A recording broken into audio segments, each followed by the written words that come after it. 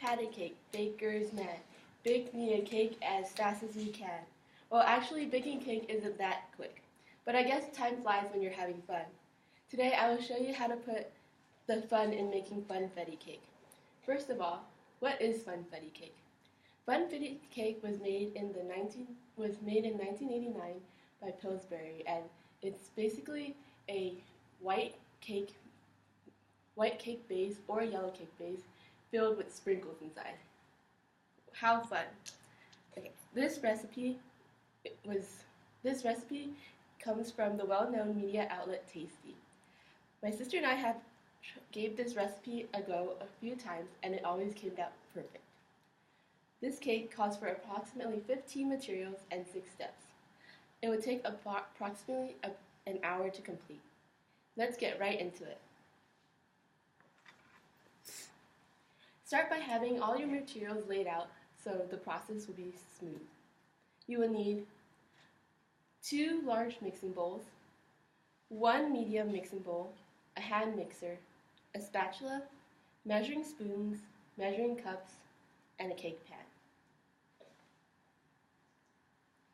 Ingredients.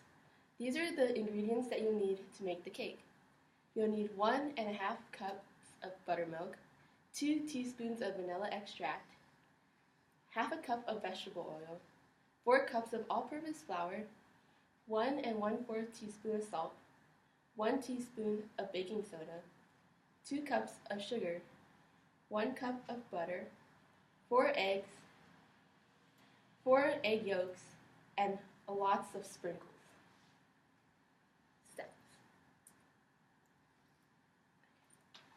So the first step is to preheat your oven to 350 degrees. 350 degrees is the typical baking temperature because this is where the sugar melts and goldens and where the proteins in the baked item forms. Step 2. In your medium mixing bowl, you want to combine all the wet ingredients such as buttermilk, oil, and vanilla extract.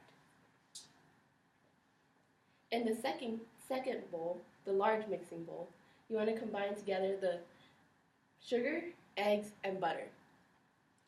And you would want to beat this with a hand mixer until it's light and fluffy. Step 4. In the second large mixing bowl, you want to combine all of the dry ingredients, such as salt, flour, baking soda, baking powder. Step 5. You would want to combine all of the ingredients now into one bowl and mix it until it's nice and smooth. Step 6.